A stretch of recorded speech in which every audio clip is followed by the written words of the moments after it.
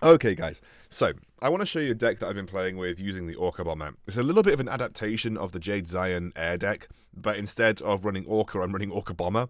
I'm also running what may seem weird, running Missile Troopers and Jump Jets, but I have a good way of dealing with most infantry with the Talon and the MG squad. So these guys offer me options when it comes to dealing with vehicle units. Like the missile squads will do okay versus certain vehicle units, and the jump jets will be better versus others. So that's why I've got the options in here. Now, but I want to show you an initial game where I had actually changed the way that I built this deck, and it was running with a rifleman squad instead of the missile troopers. What I did find was, unfortunately, versus Nod, Cyber Wheels wrecked me. Like, if I couldn't get my MG squad set up in time, which is if someone opens Cyber Wheels, it's almost impossible. The Cyber Wheels just destroyed this deck, so I needed to have the missile squad in to give me a bit more flexibility. Didn't really need the rifleman, because if I was body blocking for the MG squad, they did enough work to infantry anyway. Now, it's difficult finding a game where I've got even levels, because I am obviously quite leveled, but this one was close enough with 10s and 11 versus 11s. So I'm going to show you this game. I'm going to talk through the point of the deck and kind of the thought process that I had when I had the rifleman in versus when I had the missile squad in, because all of deck building is about just trial and error. So in this game, open with the MG squad first. Now, there are two distinct ways to open a game with MG squad. You can open with the blocker first, or you can open with the MG squad first. Opening with the MG squad first is risky, because especially versus Nod, if they've got cyber wheels, they're just going to destroy you. However, getting into position versus War Dog was a little bit easier, because the War Dog DPS is much lower. So, got into position, had that MG squad set up, and actually dealt with the two sets of War Dogs really nicely, keeping myself alive with half HP, and now gives me an opportunity to just push that MG squad up a little bit further into a more defensive position on the point, which means he's going to have a proper hard counter to deal with it, which really is a Talon at the end of the day. Now, he does do a nice little move here, where I should have probably blocked the Shockwave Troopers coming in at the top, but actually he wasted a lot of resources just to get that done. So I was actually fairly happy to say, okay, well, my MG squad did the work for me. Like, it's already set the point up, I've got it charging, and now I know exactly what counters he's bringing to the table. I also know his best option in his deck to deal with an MG squad. So I basically am now going to start rotating out of MG squad into just Talons and Jump Jet Troopers. Jump Jet Troopers to deal with the Pit Bulls, and Talons, obviously, to deal with the Shockwave Troopers. However, it is a very micro-heavy set of games we're playing here. Like, I have to try and bounce my Talons away from the Pitbulls, and I have to keep my Jump Jet Troopers in range of those Pitbulls as well. So I actually sacrificed this Talon just to get the Shockwave Troopers down, because at this point in time, most important thing for me is just essentially clearing out these Pitbulls. And I don't care that I lose the Talon, because he loses a 40 cost unit, and I managed to get basically dominance of the pad. So I'm really, really healthy in Tiberium. I took really positive Tiberium trades, and you can see that with the fact that I've got 80 and he's got 60, and I've got the units on the field that I want. And now it's time for ORCA Bomber. So even though he had the sort of the more expensive units in the field, I now have ORCA Bomber, which is 100, and it's going to deal with everything on the ground. And unless he's got a direct counter, which realistically the best counter that you're going to get to this is going to be a Hammerhead, he's going to be struggling. He's doing what I think is the best option if you don't have a Hammerhead, which is just try and chase it down with Pitbulls while it's reloading. But as soon as it's reloaded, you're going to see me just absolutely crush. And this is what is good with the ORCA Bomber versus something like the Inferno. You can just decimate everything around you, compared to the normal Orca as well. You're indiscriminatory in terms of what you're blasting on the ground. And as soon as he does decide to build Talons, which is like a soft counter to the Orca, I have the Hammerhead in my deck to make sure that I have control of the skies. So you have the Orca to control the ORCA Bomber to control the ground, and you have the Hammerhead to control the skies, which, as you can see here, I mean, the damage that the ORCA Bomber can put out if you just leave it uncontested is great. And I don't mind losing it there, because I've probably traded up 200 to 300 Tiberium with a single ORCA Bomber across this game. So I can now finish off with just controlling the skies with the Hammerhead, and then bring the Jump Jet Troopers out when he brings the Pitbull out too. And that is just a really, really simple way to play this deck. Really, really good. But like I said, it wasn't the version that I think was the best version of this deck, because I played Nod, great versus GDI, but when I played Nod, I was losing to Cyber Wheels. So I bring in the Missile Troopers. I need to find a game where it's fairly even. Here we go, this game is fairly even.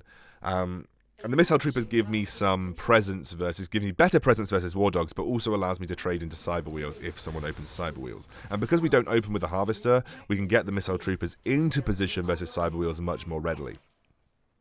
So again, I open with the missile troopers here. This gives me a little bit of scope. Can see that war dogs going around the top. Now I make a mistake with my MG squad here. Versus one set of war dogs, I literally should have just let it try and set up. But unfortunately, I try and body block it and try and get it behind the missile troopers. He does do the right thing. He pincers it in and he takes it down, which basically means that he's taken a really good Tiberium trade. Now, I'm actually going to get this set up as the next set of War Dogs is coming in, and it will get set up in time to get the damage reduction, and once that's set up, he wastes a Jackson boost, which is great for me, because the Jackson boost on the War Dogs is going to do absolutely nothing. And you'll notice that I'm not actually keen to contest the pads right now. I'm very happy, because I know versus a War Dog deck, that unless he's got a Talon answer, I am going to get control of this first pad at some point. So, now that I can see that the War Dogs have stopped coming, I do move a little bit more offensively, put myself in position, and as you can see here, I'm going to take control of the missile pads, and there's really nothing in his deck that's going to allow him to sort of deal with what I've got on this missile pad right now. So this is just sort of knowing that I've got most of my bases covered, so I don't need to be too worried about being aggressive, and I'm just going to boost my MG squad. This MG squad has got so much work done versus plenty of War Dog squads here, and at this point he's kind of out of luck. Unless you've got a Talon, I think, versus an MG squad, you're going to struggle. The Chem Buggy is also a really good answer to the MG squad too, and that will get through what I had also. So Nod in general I think is going to be better versus an MG squad than GDI is, unless you're running the Talon. And he's kind of just trying to distract me, I guess. He's trying to bring me away from the missile pads with the control that I've got of this MG squad, which is in its perfect position, and he's trying to take me towards my Harvester using the Mohawk gunship. Now, my ORCA Bomber comes out. My ORCA Bomber is going to get nothing done this game. You'll notice that I leave my ORCA Bomber right next to his Harvester, and that's essentially because I just want to get a Harvester kill for a bounty. So you'll notice just how much work an MG squad on this particular map can get done, and he's kind of just trying to do his best to contest the pads. I have got enough control of the ground and the air now to make sure that it's going to be very difficult for him to actually get back into this game. I don't really think he's got a comeback mechanic after losing the early control, and he doesn't really have any late game prowess to give him the ability to trade back. He does go into a Hammerhead, but I just boost mine to make sure I definitely control that. I get the Harvester kill on the top side of the map, and I think with my second ORCA Bomber coming out, I basically just bomb my own units to make sure that I guarantee that missile pad control, and we get the win. So it's quite a fun deck. It's a really interesting deck, and I think it's quite fun. But it does have its weaknesses. I don't think ORCA Bomber is like an amazing unit. I think if someone's running Phantoms or someone is running Hammerheads and they get them out early versus your ORCA Bomber, it can come down to who's got the better Hammerhead, for me anyway. Unless I'm positioning my missile troopers well, it can sometimes come down to who's got the better Hammerhead, who takes the first Hammerhead kill, and it can come down to an air dominance battle like that, which is very difficult. Phantoms also will deal with it quite nicely.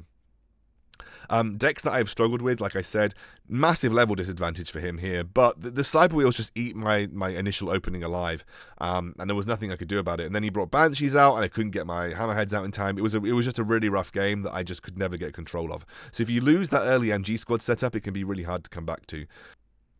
Alright, I'm going to show you one more game. It's going to be this game here. I've got a pretty significant level advantage in terms of my jump jets and my missile squads. This guy pulled off a really weird strategy that I like to do. I mean, this deck, I love this deck. This deck is a deck that I run all the time with the Kodiak kind of you've got to win first missile. Unfortunately, he didn't win first missile, which, you know, spoiler alert, is a thing that happens. He also decided to not continue to attack my my War Dogs. Now, what he's done here is he's gone to block the Tiberium pad for my Harvester, which doesn't exist yet. So I just send my missile squad over, and by the time my Harvester actually gets there, I end up getting the pad. Now, I miss-micro my Harvester, a absolute metric crap ton here. I keep trying to select my missile squad, and end up selecting my Harvester over and over again, so you can see it bouncing back, so I actually waste about 2 or 3 seconds of time. Now, I was pretty aware that he'd gone for double Harvester here, because he basically hadn't built anything else. And I was like, why is this guy not built anything else? So you can see I actually don't move my missile squads onto the top pad. That's a really important part here. I don't move my missile squads onto the top pad simply because I know that he's gone for double harvester and I want to charge the missile as soon as possible. So I end up boosting my MG squads, and I'm boosting my MG squads for the sole reason that I want to make sure that I've got complete control of this top side.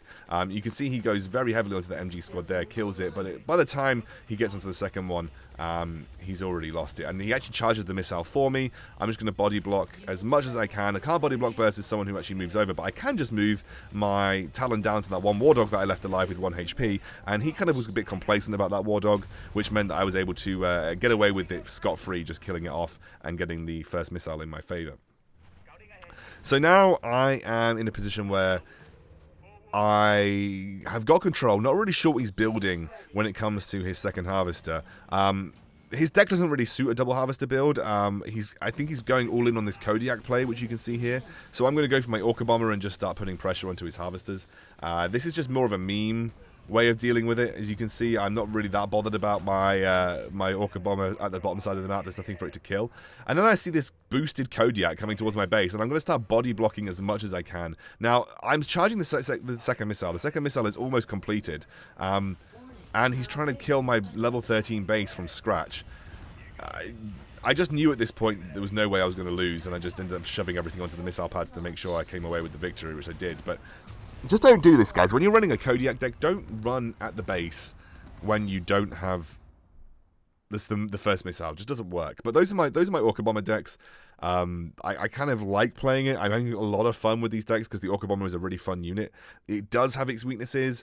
Chem Buggies and Cyber Wheels absolutely can be a weakness for this particular deck. You just have to make sure that you get those Missile Troopers out first to deal with that. Chem Buggies, you don't have a great answer to until you get your ORCA Bomber, which is why you might consider subbing out the Talon for a Mohawk gunship if you feel like that is much of an issue. But I prefer the Talons because they give me some extra ways to deal with things like shockwaves and flames.